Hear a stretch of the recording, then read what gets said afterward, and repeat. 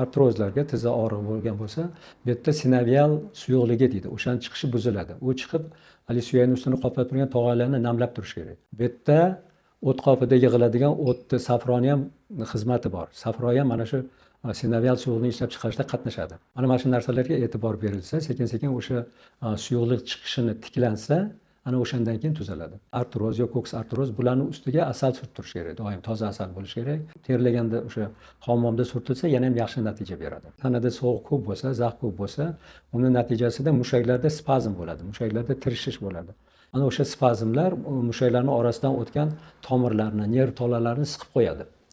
Natijasida qon aylanish buziladi. O'sha mayda tomirlarni, kapillyarlarni ochish uchun vibratsiya mashqlarini qilish kerak. O'sha vibratsiyalardan bittasi yaxshi lo'killab yugurish. Lo'killab yugurganda, silkinganda o'sha mayda tomirlardagi probkalar ochiladi. Keyin yana bitta vositasi bu massaj deyiladi, uqalash. Ya'ni o'sha og'riyotgan joylarni sekin-sekin zaytun yog'idan massaj qilinsa, hali tirishib qolgan, spazm bo'lgan mushaklar bo'shashadi. Zaytun yog'idan massaj qilganda, zaytun yog'i birinchidan issiq yog', u teriga yaxshi shimiladi. O'sha yerdagi shamollashlarni ketkazadi. Unda shunaqa shamollashlarni ketkazish xususiyati bor yaxshi. Mana shulardan foydalanish kerak. Yana bittasi bu oyoq tagiga asal kompress qilish kerak.